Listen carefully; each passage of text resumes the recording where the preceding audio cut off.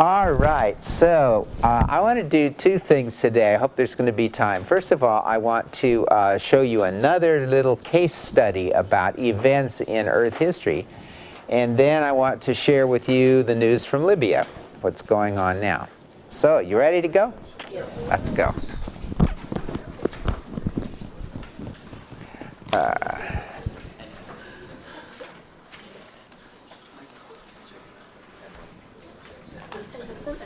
What? That's an extra one. Absolutely. Anybody else need a handout?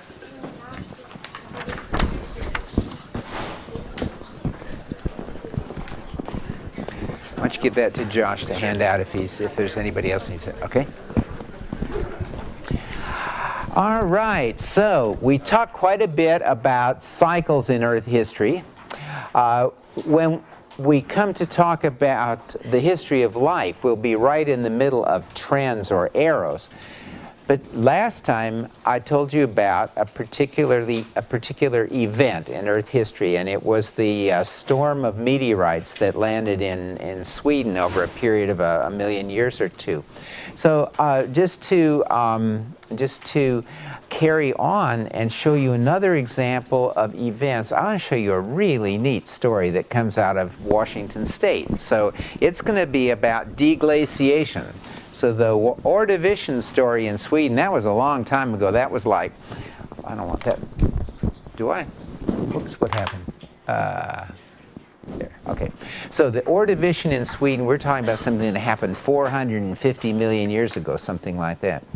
This one in Washington State is much more recent. It's like about 12,000 years ago, not million, but 12,000 years ago.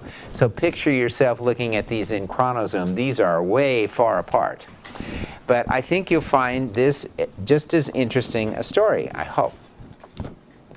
So this is the second part of what I meant to do last time and didn't get to. But let's consider the last glacial maximum. So there is ice all over Canada 20,000 years ago and ice all over Scandinavia. So Canada looked like Antarctica does now. All right?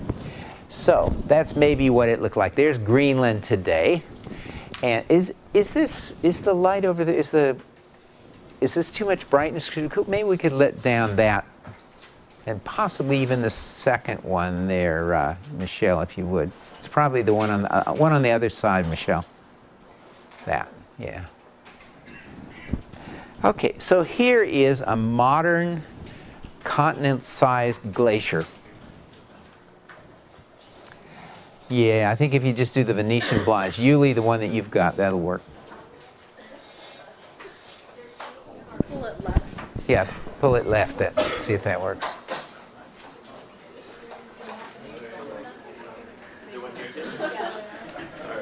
It's that one, Yuli. Pull it back. Pull it that way. Yeah, way back the other way. Let's try that. There we go. Oh, okay, thank you. Thank you. Now we can go. Okay, I think I asked you one time before, and some of you have seen this site flying between the West Coast and Europe. How many of you have actually looked down and seen Greenland? If you're ever going to take that flight, be sure to look down. It's one of the great spectacles of the planet. And picture this covering not just Greenland and ice and Antarctica, where they are now, but also covering Canada and Scandinavia as well. That's the last glacial maximum. And here's a picture I took looking down, and you can sort of see here there are mountain ranges that are almost completely buried in ice. And that's what Canada would have looked like. Okay, so here's a map showing you the situation. So this is what it would have looked like at the last glacial maximum. So Antarctica at the other side, of course, is covered. Greenland is covered as it is now. Here is Canada covered by ice. Here is Scandinavia covered by ice. And we can tell this because if you've poked around in Yosemite at all, you've probably seen glacial striations. It's where the glacier moves slowly along, a few inches a year, and it's got rocks frozen into the base, and as they are dragged over the bedrock underneath, they scour it away and they leave grooves. So you can tell when glaciers have been there. That's something geologists can do easily, and that's all over Canada, all over Scandinavia. So this is what the world looked like at the last glacial maximum. Yeah, Ricardo? Why isn't there ice on the top left part? Up there? Yes. Okay, so that's Siberia upside down, and I think the reason is that that in the northern hemisphere the winds mostly come from the west. So they're the ones that are carrying the water, which is going to fall as ice. So here you can see you can get to this part of Canada from there. You can get to this part of Canada from here, maybe some also from the Atlantic. But over here, winds coming from the west are going to drop their snow here. And then you have this absolutely vast continental area that basically is not so reachable by winds carrying moisture. I think that's the reason. Okay, so I want to talk with you now about how this ice went away. Because it's not there on Canada now, it's not there on Scandinavia. How did it go away? And I want in particular to focus to this area right here, marked in red. And that's basically the state of Washington. And there's an incredible story has come out of there about what happened during the deglaciation. And think now, the deglaciation is an event in Earth history. So we're looking at a particular event, the removal of the ice caps from Canada and from the northern part of the United States. Okay, so let's now look at what you would see on a map of Washington State. So here's Washington State, here's Oregon, Idaho, and here's the important point about this. In this part of Montana, there are a lot of deep valleys. It's a mountainous area. Maybe some of you have been to Missoula, Montana, which is in here someplace where the University of Montana is. There are all of these deep valleys surrounded by tall mountain ranges, and they're drained by the Clark's Fork of the Columbia River. The Clark Fork River comes up here, and now it flows around like this and down through the Columbia Gorge past Portland and down to the sea. But the important point about this is that these ice sheets, which maybe at one point covered all of this, as they were in the process of melting back, and let me make a clear point here. If you have a glacier that's come downhill like that, when the glacier retreats, it isn't that the ice turns around and goes back uphill. That would be kind of silly. Basically what happens is that the rate of melting down here increases, so the glacier is continually coming down like this, but the front moves back up because there's more glaciation going on. So anyhow, during the retreat of the front of the ice sheet, there was a point in which the Clark's Fork River was dammed by ice right there. And in fact, if you look at what the Clark's Fork looks like even now, it starts out here, it flows northwest, and here in Idaho it makes a sharp bend and starts flowing back southwest. So there's a kind of a northward pointing angle in the path of the Clark's Fork River. And the story that we're looking at today involves the time in which the ice was still across that but had retreated from here. So you had effectively an ice dam blocking the Clark's Fork River. So what happens when you have a dam? Well, water backs up behind it in a reservoir, just like a man-made reservoir. And this was a huge lake. I'll show you evidence for it in a moment, but it was a colossal lake. It probably had as much water in it as all of the Great Lakes except for Lake Superior had. So Michigan, Huron, Ontario, Erie, all four of those Great Lakes, there was that much water in this thing, backed up behind the ice sheet. You know, water's flowing down, all of whatever rain, and you know there's probably small glaciers in here on these mountaintops are melting, and that water is piling up and it can't get out because of that dam. So here is an artist's representation of what glacial Lake Missoula must have been like. Very cold, and that's a sort of that just painting, that just gives me the shivers to look at. Matt? You said this was during the glacial retreat? This is during the glacial retreat, because during the full glacial times, the glaciers would have, let me just go back a sec, the glaciers would have covered all the way down into here someplace. So it's at a certain point during the retreat where all of these valleys are now unglaciated, but there is still glacier crossing the, blocking that northward point. All right, so there's what Glacial Lake Missoula looks like in an artist's rendition. Doesn't look like a place you would go for a pleasant vacation. But there's evidence for these lakes. And in fact, this is what the hills look like behind the University of Montana in Missoula. It has all of these levels across here. And this is called Mount Jumbo, and it's famous for these ancient shorelines. Each one of those is dead horizontal. And it's horizontal because it was where the waves were eroding the coastline of that lake. And it was at that level for a while. And this is so recent geologically that there hasn't been any tilting due to tectonic movements. And so the shorelines remain horizontal like that. And so you can find these things, you know, they aren't preserved everywhere, but they sort of show you where Glacial Lake Missoula was. And it's absolutely clear that this was there. And they go way up the side of the mountain. So, you know, this lake was hundreds of meters deep, you know, many hundreds of meters deep, and just full of water.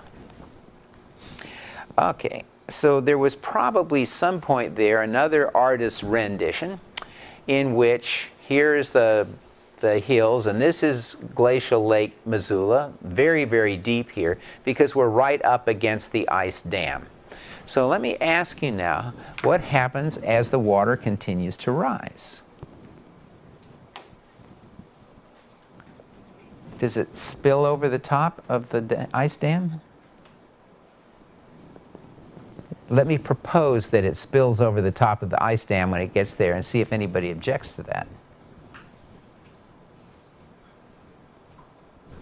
It just expand away from the ice dam? Well, it's, you know, anytime you have a dam, the water level will just keep rising. Yes, the lake is getting bigger. You know, far, far, far upstream, it's getting bigger. Anybody have an idea? Yes. Yeah, if it spilled over the ice, wouldn't it just freeze and make it higher than it already was? Yeah, it would if it spilled over the top, but it can't spill over the top. Anybody think why, Deborah? Well, I was just thinking it would increase the pressure at the base of the glacier. Yeah. As the water Uh-huh. That's true. That's all true. If the mountains were lower than where the dam was, the water would spill over the valley mountains before it spilled over the... And evidently that wasn't the case. And you're absolutely right, it would. But evidently that, nobody's got yet what's happening. Josh? Could it be loosening up the ice and creating large icebergs? Okay, yeah, there were probably icebergs falling off of that. Nobody's seen the problem yet. This is not your usual dam. Yeah, Chris? Isn't the glacier self-flowing? So The glacier is flowing all the time, but very slowly. You know, it's, yeah, so supposing that's north, so the glacier is constantly moving down like this, indeed. Oh. Yeah, uh-huh. Annie? Well, I mean, how big is the glacier? Well, How far would I don't know. I'm going to show you a picture and see if it gives you any ideas. So it starts going through. Ice floats. So this is a case, unlike an earth dam, where indeed the water rises until it spills over the top. An ice dam floats. When the water gets to a certain level up that ice dam, it simply floats the ice dam right up off the base. And you can imagine if your ice dam has floated off its base, it's not going to be very effective at keeping water back anymore, right? In fact, the whole thing is going to break up into a cascade of huge icebergs. And because they aren't anchored to the bottom anymore. And this whole raft of icebergs is just going to go floating down on the front of a colossal wave, which is all the water that was inside that dam. And that's quite clearly what happened. And here is the story. So these is sometimes called the Spokane flood, sometimes called the Missoula flood. I like to think of it as this being Lake Missoula, named after the town of Missoula, which after the ice dam broke, flowed down here past the city of Spokane, Washington. So I think of this as the Spokane flood, in which Lake Missoula washed across the state of Washington in a couple of days. So at any rate, here's where the ice dam breaks up, and the water goes roaring across here into this area, which is covered by Miocene lava flows. They're lava flows from maybe 12 million years ago or something like that. And the water comes running across here. And just imagine this. You've got 4 Great Lakes full, suddenly released when that dam breaks. Just think of the flood that was. Pardon? I think it's got to be instantly, instantly, maybe in the matter of, maybe that ice dam probably breaks up in a matter of a day or less, than something like that. It might break up in hours. It might break up in minutes, who knows. But from a geologist standpoint, or even us as humans, it's an instantaneous breakup. Because, once the water's going through in one part, it's going to be carrying the rest of the dam with it. So a truly cataclysmic event, and the water comes pouring down here across this area in central Washington, and then it gets into the valley of the canyon of the Columbia River, which flows down here between Washington and Oregon, flows down like this, and some of it backed up the Willamette Valley, as Portland is there and Eugene is here. Eugene, where the University of Oregon is. So this water, some of it backed up there, some of it kept going down the Columbia and into the Pacific, and eventually all of this water flowed back out into the Pacific. So this is the Spokane flood. And there's striking evidence for it. Now this folks, this is a catastrophe. There's just no way getting around it, okay? So here is another picture of that. Here's where the ice dam was. There's where glacial Lake Missoula was. And this is sort of showing what the central part of Washington would look like, let's say, a day or two after the flood, after the dam broke, when there's still water all through here, and water backed up here all the way to Eugene, Oregon, and some of it flowing out there. And this area, with this charming and gracious name, the Channeled Scablands, is where the most intensive erosion took place. And so this area in a box is now, I've put a satellite image there. So Spokane is right there. So this is where the water was coming out. And it was roaring down like this. And this is the way it looks today. And the reason it looks today is that this dark stuff, the darker areas, is basalt lava, which, basalt is a lava that's black in color. But it's from the Miocene, I don't know, 10, 12 million years old, something like that. But all over the top of that, subsequently, soil had formed. And so think of this area was a great sheet of black basalt with light-colored soil on top of it. When the flood came through, it simply washed away all of the soil and scoured right down to the basalt and scoured away a lot of the basalt as well. So the reason you're seeing this dark here is because this is the top of the lavas, the dark-colored lavas. And all this light-colored, can you see it almost has almost like a checkerboard pattern to it? That's all soil, and people farm that today. So that's why it has this different look. And so you can just see that some of the flood was coming this way and down through there, and some of it was coming this way. And this was not something that would be easily channeled. This was a colossal sheet of water just washing over the whole of central Washington. So now if we move in someplace, I think we're up in here someplace. This is what it looks like at the present time. This is Grand Coulee Dam. So you can see here this situation. This is basalt, which was over which all of the soil was scoured away. This is the area that has soil because this is where people can farm. You can see the farmlands in there. And there are all these, all through here, there are these pathways that have been scoured out. So I think a little bit to the south of here, this is what it looks like. And it has these mesas. Now, if you were in New Mexico or Utah looking at these, you would know that these got scoured away very, very slowly over millions of years by streams carrying things away little bit by little bit. But in Washington, that's not the case. These channels were scoured in a few days by a colossal flood of water. And since then, they have almost no water in them at all because this is very dry country. So there is a place here that's called Dry Falls. And in this area, what was happening on those evil days at the end of the ice ages is that there was a sheet of water coming toward us. You know, this is looking off towards the northeast, towards Spokane. Just picture now you had the misfortune to be standing here, and there's this great wall of water coming towards you, and scouring away these waterfalls. What happens when you have a waterfall is that the water falling down here, it hits the bottom with great force and it erodes the base.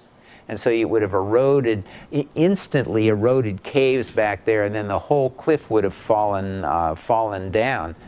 And so right now there's a little water in it, but nothing like there was at the time. So this is what the Spokane flood looks like. All right, this idea was a scandal when it was first thought of. It was thought of by this man here, who's named J with no period, J. Harlan Bretz. David, he was at the University of Chicago. And he figured out the Spokane flood, and he was completely ostracized by the geologists of the time, because as I think you read about in T-Rex and the Crater of Doom, there was this view among geologists that went all the way back to Charles Lyell in 1830, that nothing dramatic or exciting or violent ever happened in the history of the Earth. That was the way geologists thought up until, maybe 1980 or something like that. And so when Brett said this was due to a colossal flood that scoured away whole mesas in the course of a day or two, imagine what they thought of him. So he was ridiculed for decades. Well, fortunately, he lived to be, as you can see from the dates there, he lived to be 99. And toward the end of his life, this became of great interest because there's evidence, you may be aware, on Mars for colossal floods. So there was a field trip of Mars geologists. None of them have ever been to Mars, but they studied on satellite images. And these guys all went up to Washington State, and they went on a field trip, and they saw what Bretz had been talking about, 60 or 70 years earlier. And in the last year of his life, he received a telegram from these guys that said, "We are all catastrophists now." So I think that's a lovely story of final vindication. So at any rate, let's sort of see a summary here of what happened. Here's another picture of the area. There's Missoula, there's Spokane, here's Portland. Eugene is down there. So this would be the situation now toward the end of the glacial times, with ice sheets still up here, and this would be the place where the blocking took place. So here is the site of the breakup of the ice dam, and it's floating away. And here it comes roaring through this area, eroding the channeled scablands. And this is a grim thing to think about. I mean, it's sort of fun and exciting, but it's grim to think about it from a human standpoint, because this is in a time when there were already Native Americans living here. And I've seen a description of what it might have been like if you had been unfortunate enough to be, say, out in a hunting party in here someplace on that day. And the first thing that would have happened, a nice bright day, let's suppose, and the first thing that would have happened was you would feel a slight trembling in the ground. And then the trembling would have become more and more severe, and you would feel it shaking because this thing is sending seismic waves your direction. And then the next thing that happens is you're suddenly hit by a blast of cold, frigid air, which is being driven in front of this wall of advancing water. And at this point, you're probably terrified, and the last thing you see is the wall of water coming over the horizon towards you. So these are, in those human terms, it's frightening. Okay, so then anyhow, the water comes down here. There is a canyon. Any of you ever driven on the Columbia River Gorge upstream from Portland? Some have. Okay, it's a spectacular area, and when you look at it, you can see that all the soil has been stripped off the lower parts of the bluffs that surround that line the canyon. The upper parts still have soil where the flood didn't get to. But then it would have come down here, all the way down past Portland. Someplace I have a picture of what it would look like if it happened now, and the tallest building in Portland is just barely above the water level. And so the water then is backing up the Willamette Valley. Now here's a cool thing. When glaciers move, now we're talking about those Canadian glaciers that came down into Idaho, glaciers will pry loose big chunks of rock from the bedrock. That's how they do their erosion. It's not sand grain by sand grain like rivers do, but they basically calve off, they pry off these huge blocks of rock. And then those rocks would have they'd be carried along in the glacier. Now imagine what happens when that ice dam breaks. There are going to be big chunks of rock in that ice dam. Now they find themselves inside of icebergs, the remains of the dam. They're inside of icebergs, and that goes floating down on the, surfing on the front of this wall of water. And so some of those icebergs would have been floated right up the Willamette Valley like this. So there are places in the Willamette Valley where you could see, I think most of them have been carted away now by collectors, but this is an exotic rock in the Willamette Valley. Exotic in the sense that if I go back a second, this is down here someplace. It is made of rocks that occur here and do not occur anywhere west of here. There's none of them between here and here, except that you find chunks of them lying out on the hillside in the Willamette Valley. So those things were rafted along inside of icebergs, riding on the front of the flood. They would then, when the iceberg grounded, then it was stuck there, and then eventually over the next months or so, that ice all melted away and left that great big rock there, a rock of Montana type. Deborah? How high a wall of water would it have been? I think that would take somebody to model it to do a numerical simulation. My guess is it was probably certainly tens and probably hundreds of meters high. I don't know, but something on that order. Okay, so these are the exotic blocks in the Willamette Valley that came from Missoula, somewhere around Missoula. And then eventually, that water was able to drain out through the Columbia to the Pacific. So that's the story of the Spokane flood, or that was thought to be the story of the Spokane flood. And then what people discovered is that there's some sediments in that area where you can recognize sediments deposited by the flood. This would not be in the main canyons because their erosion was carrying everything away. But imagine little side tributaries coming in where the water could back up and sort of sit there still. That's where the sediment was deposited. And people who've worked on these have they've studied these sediments deposited during the Missoula flood, and they find many layers.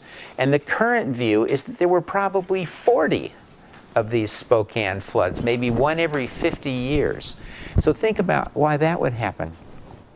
So remember what made the ice dam was a glacier that was blocking that northward pointing angle in the Clark Fork River. That dam gets carried away, what happens next? Glacier doesn't care, it just keeps on coming. And so it makes another dam. And then that one washes away, and the glacier keeps coming, and another dam. So the current thinking is that this was not a single event, but it was probably 40 of them. And that colossal amount of erosion that took place on those lava flows in central Washington was something that was happening during flood after flood after flood after flood. So that, I think, should lead us to consider this concept of cycles and events. When you think of a single Spokane flood, it's an event, right? But if you have one every 50 years for 2,000 years, you're sort of into a cyclical thing, aren't you? So maybe the point of all of this, and I think I'm coming to think this more and more, is that cycles and eras are not a terribly useful dichotomy. Or cycles, eras, and events are not a useful, I'll make up a word, a trichotomy, right? That they keep grading back and forth from one another. Depending on the time scale you look at, what you thought of at first as a cycle might turn out to be an era, or vice versa. So hopefully that cycles, eras, and events is a good way for you to organize your thinking about Earth history or any other kind of history in the big history area. But maybe it's not a profoundly significant division. So here then just is a final picture of it, and you can sort of see from the valleys of the Missoula Lake over here down through this big plain area in central Washington, out through the Columbia River, some of it back up here as far as Eugene, and eventually out the coast. So here's a summary of what we've talked about in the last 4 meetings that I think would be useful for you to think about in organizing your own thoughts. So what would you want to remember about Earth history? I'd hope you want to remember more than this, but let's say to sort of first order, we talked about how Earth was formed by innumerable impacts, and this number that you can remember, 4,567 million years ago. Then we talked about how much of Earth history has been cyclical, for example, the supercontinent cycle. And one thing that I think is worth remembering so that you can tell it to people when you're just having fun is about how Pangaea was assembled with modern north pointing south, and got to its present orientation by drifting across the South Pole and up the other side, leaving a track of glaciers across Gondwana as it went. But then events are also important, like the Ordovician impact storm triggered in the asteroid belt, various extinctions, and we talked briefly about the Great Ordovician Biodiversity Event. That's the increase in the, say, number of genera or families that took place about the time of that asteroid impact storm. And then finally the Spokane floods of about 15,000 years ago. And then finally, coming to the matter of eras, we'll really get into that when we start talking about the history of life, because that's the aspect of Earth history that is most clearly, fundamentally trend-like. So I have something else I want to tell you about, but does anybody want to ask any questions at this point? Things that are on your mind? Yeah.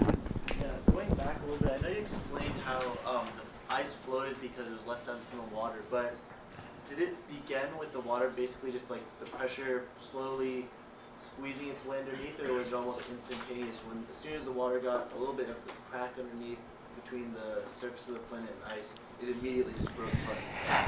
I've thought about that and tried to picture it in my mind, and I can't quite picture exactly what happened, and I haven't seen a theoretical discussion of it, but I would picture that, say, imagine, here's a cross-section now, and let's say here's the river coming from north to south like that, and there's a big old ice dam in here like that, and the water's rising up here someplace.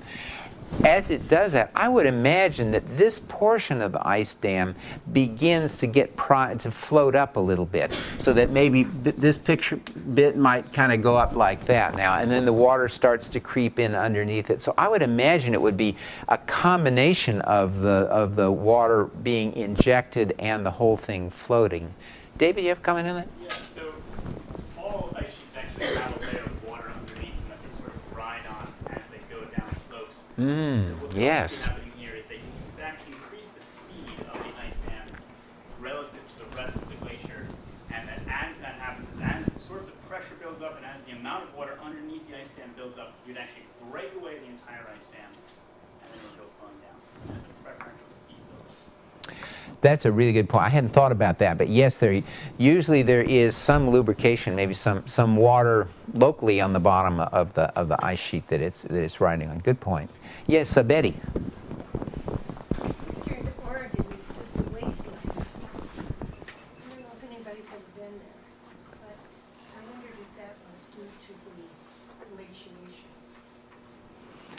I don't know. It's very alkaline, nothing can grow there, it's just ugly. I think your point is right that that Eastern Oregon is not a very easy place to live now. I don't know what the situation would have been during glacial times, but the way I would find out if I were interested is I would go and look and see what people have found, maybe in pollen from cores in lakes out in Eastern Oregon, or what may have been lakes at the time, because often you can find out what the climate was in the past by looking at pollen in sediments, and that will tell you what kind of plants were growing there. It's a good point, though.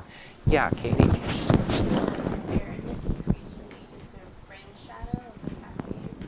That's why we have like this like Death Valley in California. Sure.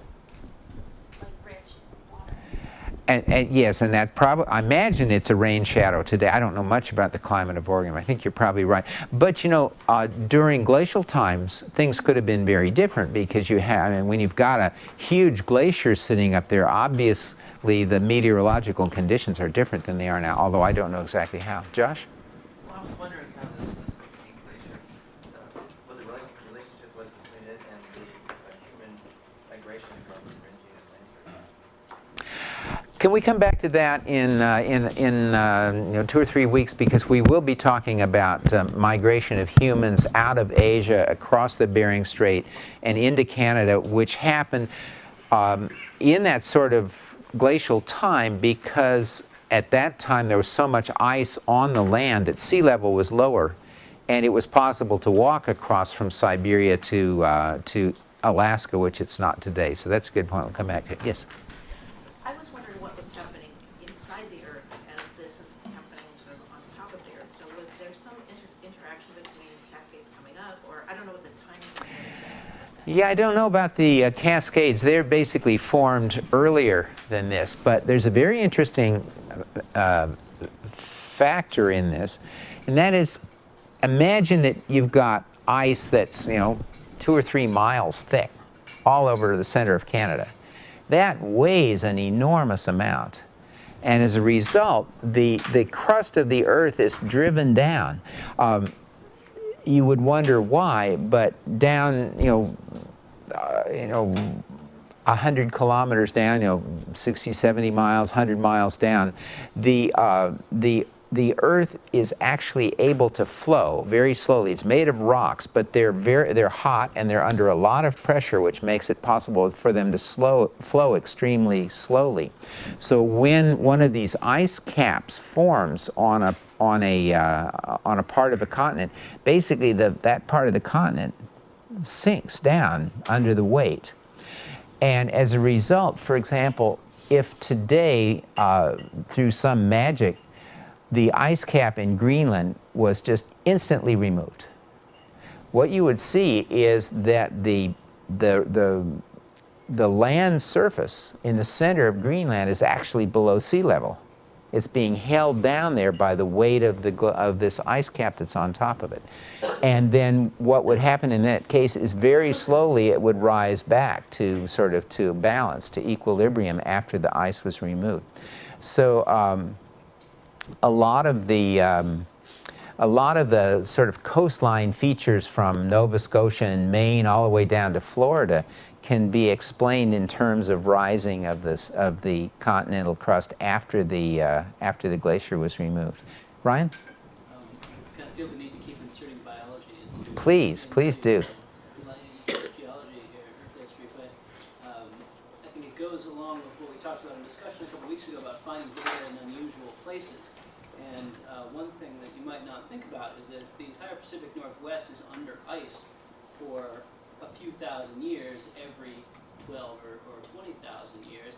That kind of wreaks havoc on the plants and animals that would otherwise have lived there. So in all of those slides, Seattle and the Olympic Peninsula is completely under ice, and we're talking about kilometers worth of ice. I mean, really a lot. And so it's just bare rock under there. Nothing is living. And if you are a ground squirrel or if you are a conifer tree that would ordinarily live in the Pacific Northwest, you aren't living there during glaciation. And so that might seem obvious once you think about it. But what may be less obvious is that as the glaciers retreat, those species then kind of colonize that new land on the way back up, back northward. And there's a very clear genetic signal. When you look at the population genetics of all of those species, you can definitely tell which ones were wiped out by glaciers and which ones weren't. Which ones had to recolonize and which ones retained the ancestral diversity that was there anyway. And so I think that it's completely fascinating to me to think about genetics as a record of geology at some level. I think that's just an absolute perfect example of why big history is both fun and important, because here you're tying some biological history into this geological history and human history as well. So thank you. That's really a good point. Okay, would you all like to take just a breather? Don't start a conversation, just refocus.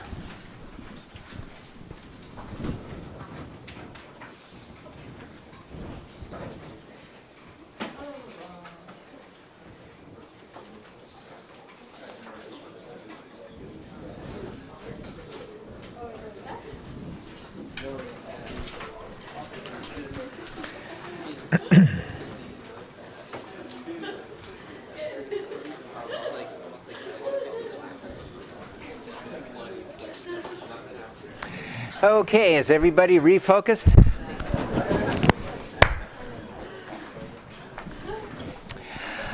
Okay, I'd like to just give you the latest update in what's happening in Libya. The reason being, of course, that this is real history that's unfolding in front of our eyes. I've no doubt that that decades from now, centuries from now, people will be looking back, historians will be looking back and trying to understand what is going on right now in the Arab world.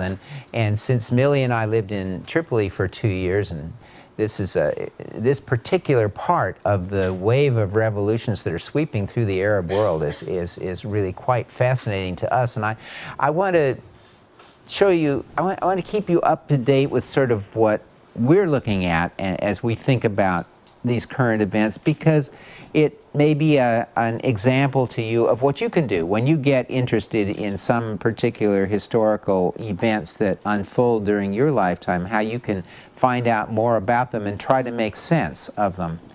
Keeping in mind always that historians 100 years from now will be trying to make sense of them. So we're very unlikely to get it exactly right in real time as things are unfolding. But I did want to show you what's going on and then think about it with you a little bit. Remember, here is Libya. That's the island of Sicily. In Italy, this is Greece. There's Tunisia, and that's Tunis. That's where the city of Carthage was a long time ago. And Libya has this border that comes around like that, and its coast sort of has two northward pointing areas here and here, which have the only really fertile areas and reasonably well-watered areas in the country. And then this big Gulf of Sirte. And remember, we looked at the oil installations that were here, and down here someplace were those irrigation circles that indicated that people were extracting water there. So here is what's going on at the present time. So the second city in Libya is Benghazi, and that was the place where the rebellion started about 10 days ago. And it has been in rebel hands now that whole time, and they're in the process of trying to form some sort of government, at least a preliminary government. This is hard because Gaddafi made sure that there was no other source of power or influence in Libya other than himself. And so they have a power vacuum, and it's I don't think anybody has any idea yet how it's going to work out. There have been some promising signs of the attempts to form a provisional government. But one of the things that's bringing home to me is just how important government is, that we have a government, that if you don't have a government in a particular area, you very quickly have anarchy and lawlessness and all sorts of things that you'd rather not have. So the Libyans are struggling right now with the problem of what is their government going to be. And, probably everybody has a different idea. So it's going to be quite fascinating to see how that works out. Okay, over on the east coast, can you see there's the Egyptian border. The easternmost town in Libya is Tobruk, which was very important in the Second World War when there were battles between the British and the Germans across here. But Tobruk has been held by the rebels now for a long time, and it was the first place that Western journalists got into sort of the middle of last week. So the middle of last week, if you looked at news stories about Libya, they were all coming out of Tobruk because that was the first place you could get to. And that's probably the safest and securest right now because it's the farthest from Gaddafi's headquarters, which are here in Tripoli.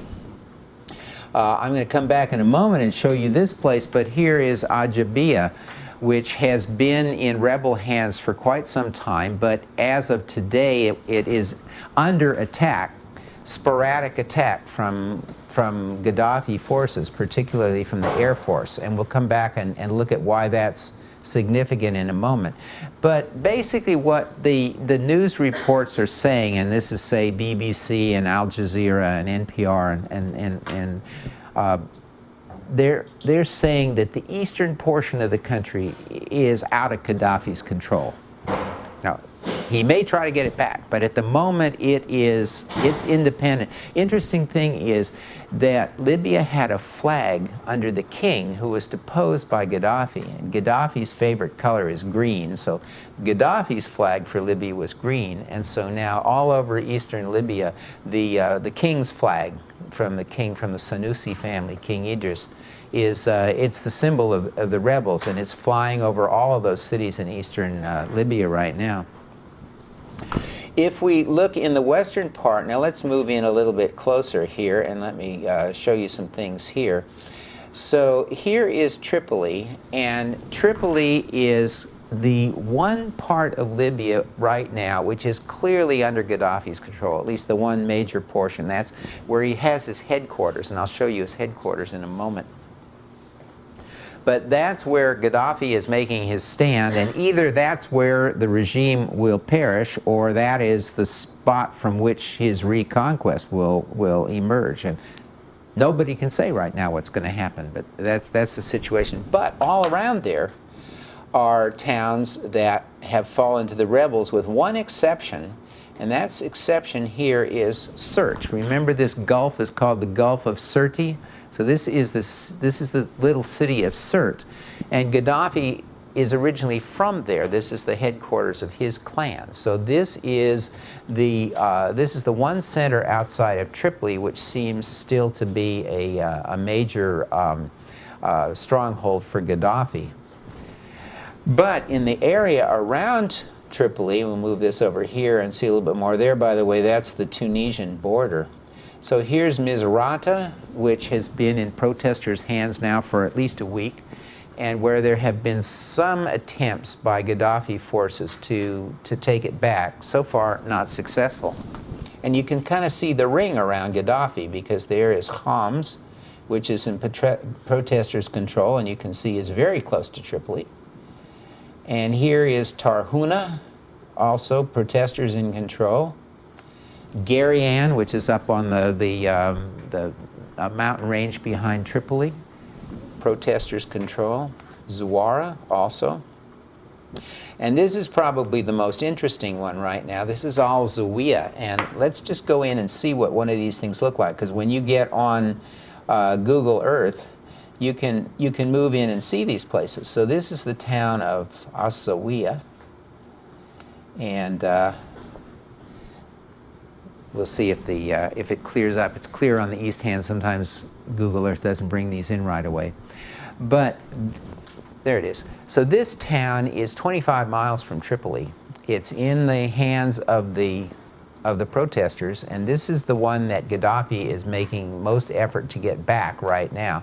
So this has been attacked in the last day or two by Gaddafi forces. And what happens when they attack, it seems like when the rebels capture some Gaddafi forces, some of the soldiers go over to the rebel side and hand their weapons, and then they're considered great heroes. They don't all, but so far Gaddafi hasn't gotten it back, at least as of news reports this morning. Yeah, Peter? Yeah, that's just what I was going to ask, is how do the protesters have control? How are they able to defend themselves? You know, do they have weapons or military? And if they do, how come they're not taking over Gaddafi? Well, that's a wonderful question, and my understanding of it is that that quite a few people in the Libyan military have gone over to the rebel side, and when they do, they often give the rebels access to weapons dumps, munition dumps. And so there was a BBC video this morning of a reporter who got into one of these in eastern Libya. Mostly this has happened in eastern Libya, but so the protesters are getting weapons from these depots. They're also getting, many people from the Libyan military are going over to the rebel side. Of course, the ones who are not doing that are the mercenaries from south of the Sahara who are not Libyans and have no compulsion at all about shooting Libyans on sight, and are not going to change sides because some of them have already been hanged. So this is, I think it's fair to say it's not yet a full-blown civil war. But if Gaddafi hangs on too much longer, it could become one. Or it might go the other way, in which his support will just melt away until there's nothing left. And nobody knows. But thank you, that's a really insightful question. Okay, so let's back out again and get out to here someplace. Now, one thing that's important to note is that there has been a flood of refugees from Tripoli moving westward along this coast that goes through Assawiya and through Sabratha up to Tunisia. This, I believe this is, no, I'm sorry, this is another town. What is that one? I haven't got far enough west yet. Okay, this is the Tunisian border. So this town in Libya is in protesters' control and has been for several days.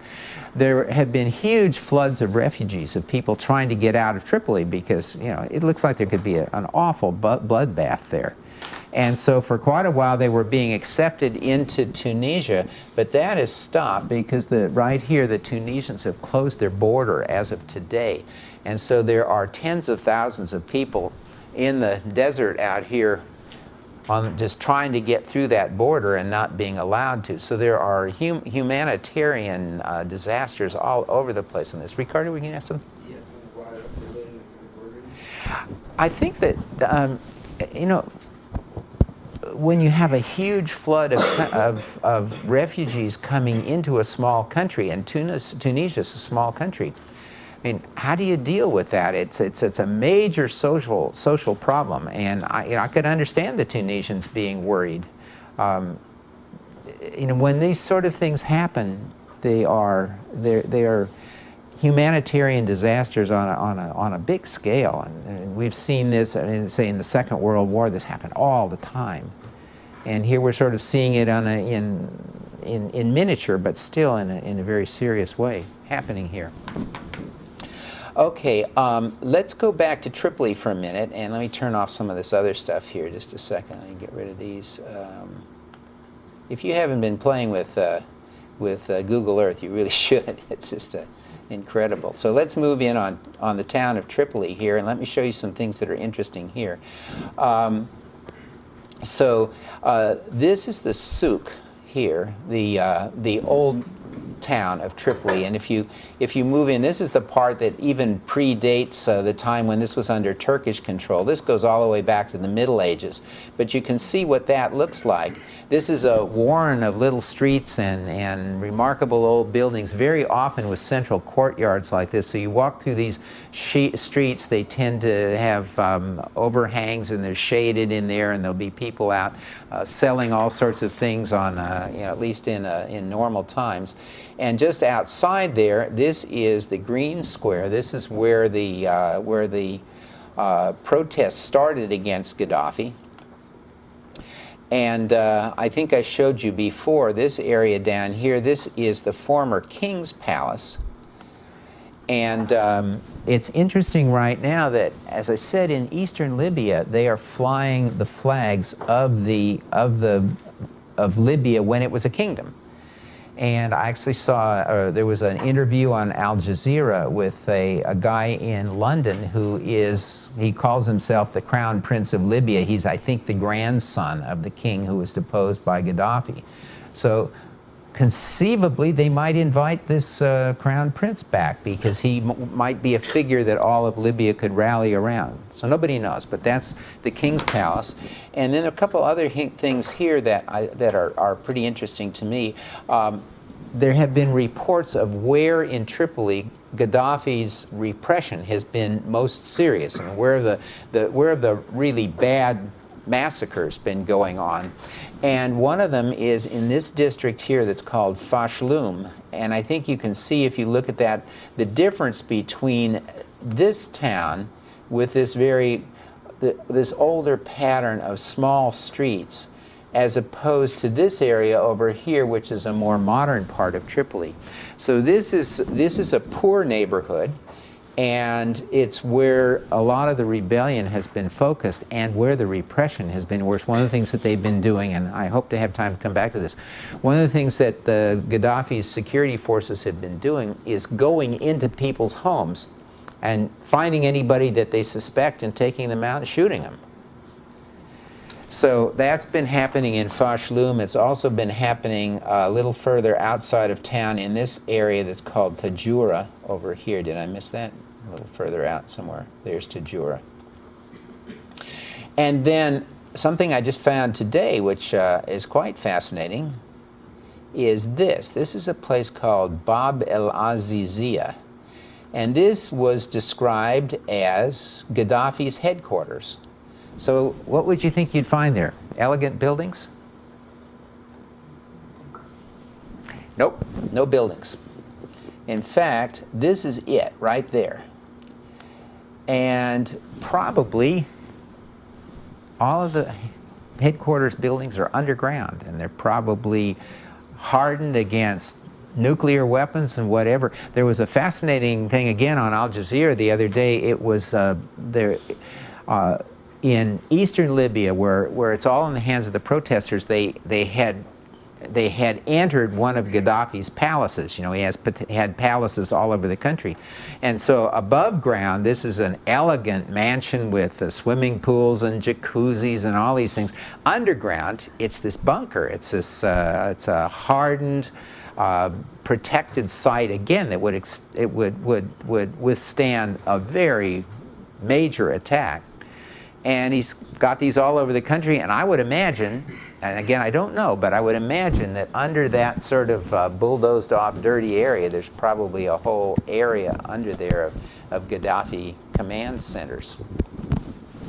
Okay, so now I want to take you to the eastern part of the country. We go back over here past the Gulf of Sirte, past Gaddafi's town here, and over to Ajdabiya, which is right there. And I want to show you something that I saw in the news this morning that really intrigued me. And I'm going to switch from here back to just a little bit of PowerPoint here, just a second. Okay, here's something that was in the New York Times this morning. Let me just read this portions to you. We'll read it together. Battle for Libya rages as Gaddafi strikes. So this is this morning. It said, Benghazi, Libya, Colonel Muammar Gaddafi's forces struck back at his opponents on 3 fronts on Monday, with special forces, regular army troops, and rebels said fighter jets, in an escalation of hostilities that brought Libya a step closer to civil war. So here's a colonel who is with the rebels now, who said that the jets, 2 Russian MiG-23s, that took off from an air base near Colonel Gaddafi's hometown in the city of Sirte, struck 3 targets but were deterred by rebel anti-aircraft fire. See, they have anti-aircraft. They got heavy weapons from these armories. And they were deterred from striking a 4th air base in Benghazi. Okay, so remember let's see, the jets, a bomber and an escort plane attacked 3 other locations south of Benghazi and on the outskirts of the eastern city of Ajdabiya. The colonel said that a weapons depot was struck, but the other strikes, and this was what really jumped out at me, including one on a water pipeline, were ineffective, thank God. It was not clear whether there were any casualties, and the airstrikes could not be independently verified. Does that strike you as important too? Water pipeline. Think about what we talked about before, what we talked about, I think maybe it was last time, but I could put this on here, couldn't I? There. Okay. So here, remember this picture? This is from Kufra in the southeast portion of Libya, and these are irrigation circles where they are tapping fossil water, Pleistocene water that's deep down below the ground and pumping it to the surface. And that's coming up through, that's ponded apparently in these valleys that you can see here in the side-looking radar images. Those valleys probably came across like this, merged here. And from this place then, the Libyans built this enormous water supply system, which they call the Great Man-Made River. And this was the best map I could find of it. The fact that it's in Arabic isn't too bad. The fact that it's blurry is worse. But at any rate, this shows what they have built there. And I would say, you know, we always ought to be as balanced as we can. And right now, Gaddafi is being portrayed as this absolutely ghastly villain who never did anything but horrible things in Libya. And there's a lot of truth to that. But on the other side, I think building this great aqueduct system was an incredible thing to do, and that was done while he was in charge. This wasn't there when we were in Libya before Gaddafi. But you can see what happens. Here's Kufra down there. So there is a water supply system that comes up through here, and at Ajdabiya it splits, and some of it goes up to Benghazi, and some of it goes west to Sirte. Probably does not go all the way to Tripoli, because there are other areas in the western part of the Sahara, of the Libyan Sahara, that are clearly supplying water, which is being brought up this way and up to Tripoli.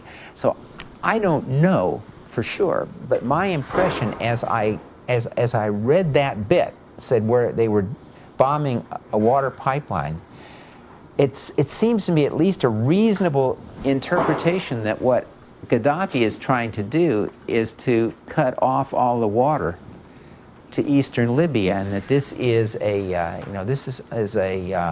tactic in his attempt to put down his own people and reconquer it.